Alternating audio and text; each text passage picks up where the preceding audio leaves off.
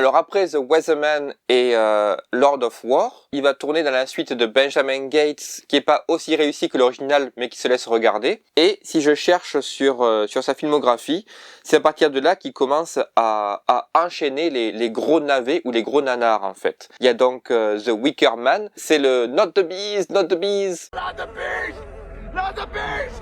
Ah! Open my eyes, my eyes. Ah! C'est le moment où il devient beaucoup plus célèbre pour ses mimes que pour son talent d'acteur oscarisé. Alors après, c'est aussi le temps des le temps des perruques. Hein. Donc pour une raison que j'ignore, il a commencé de plus en plus à avoir les cheveux longs qui volent au vent. Et en général, plus il a les cheveux longs, moins le film est bon. Ça se vérifie avec Bangkok Dangerous, Seasons of the Witch, Drive Angry. Mais là, on est vraiment dans la catégorie du nanar, le mauvais film sympathique pour lequel on a un peu d'empathie parce que malheureusement, il essaie quoi. Donc il fera des trucs sympas malgré tout. Bad Lieutenant, Kick-Ass bien sûr. You're gonna be fine, baby doll. L'apprenti sorcier dont je vais, soit j'ai déjà parlé, soit je vais parler, ça dépend quand c'est que la vidéo sortira. Il a fait aussi Ghost Rider, qui quand même s'est bien planté au niveau du box-office et au niveau de sa réputation. Et à partir de là, il enchaîne beaucoup de très mauvais films. 211, Looking Glass, Between Worlds, oh là là là là. C'est un carnage, c'est l'échec critique. Il fait 2 ou 3 voix sympas, comme celle d'un des Spider-Man dans Into the Spider-Verse. It's 1933, and I'm a private eye. I like to drink egg creams, and I like to fight Nazis.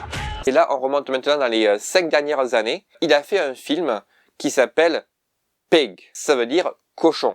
Alors tenez-vous bien. C'est un chef cuistot à la retraite qui vit en ermite dans la forêt avec son cochon qui lui sert à récupérer des truffes. Et un jour, il y a des mecs qui débarquent chez lui dans sa petite cabane paumée au milieu des arbres. Il l'assomme, il lui pique son cochon et il part le rechercher. Donc si vous êtes comme moi, vous vous êtes dit, en fait le film c'est vraiment John Wick avec un cochon quoi, c'est pas possible. Il vivait tout seul dans la forêt, ils ont piqué son cochon, maintenant il part se venger.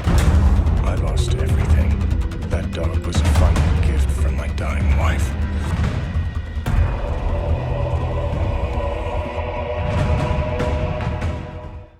Who has my pig? C'est un film qui est sorti en catimini dans l'anonymat le plus total. Et moi, quand je l'ai vu, en fait, j'étais encore en Chine. Je faisais partie d'un club de cinéma et j'allais voir un film régulièrement qui sortait un peu de l'ordinaire dès que je le pouvais. Et un jour, il passe Pig. Donc je regarde la bande-annonce, je me marre, je me suis dit, franchement, celui-là, il faut pas le louper. Déjà, les films américains, à la base, ils sortent pas tous en Chine parce qu'il y a un quota à respecter.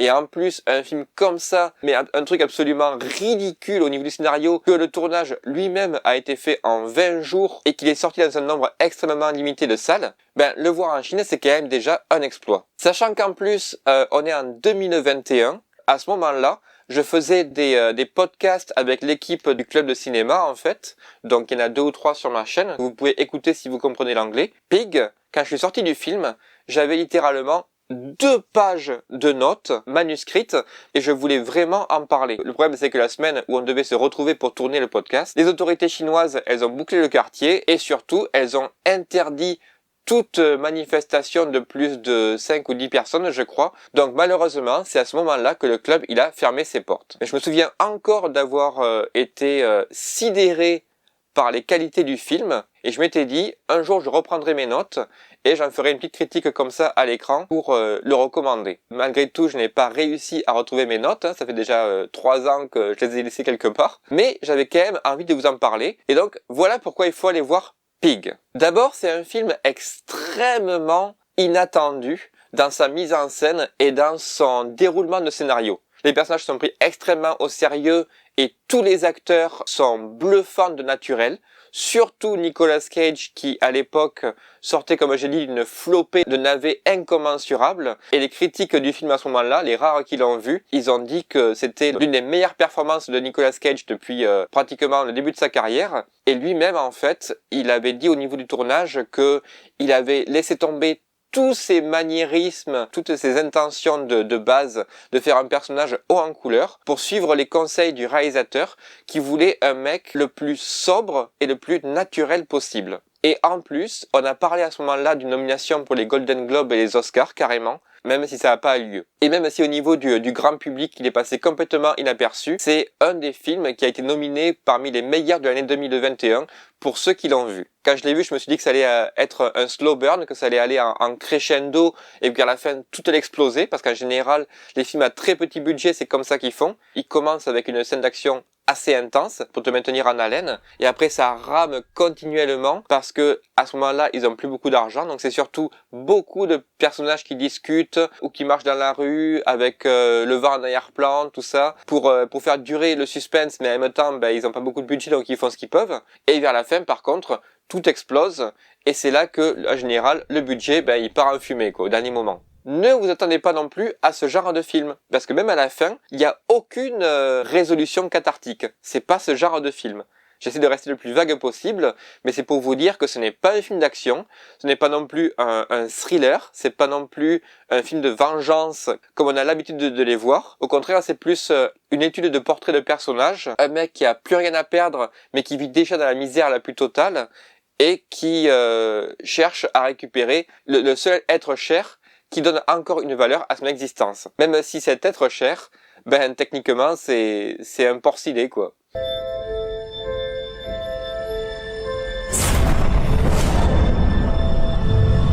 We don't get a lot of things to really care about. Parmi tous les films de sa carrière, Nicolas Cage a dit au moment du tournage que c'était probablement la performance dont il était le plus fier. Et le réalisateur, c'était son premier film. Il a eu énormément d'accolades du côté de la presse indépendante et on va le retrouver très bientôt à l'affiche puisque c'est lui qui sera le réalisateur du préquel de Sans un bruit qui sortira bientôt au cinéma. Donc Pig, un esprit sain dans un porc sain et qui bénéficie en plus d'une des meilleures performances de Nicolas Cage dans toute sa carrière dans un rôle qui sort complètement des sentiers battus.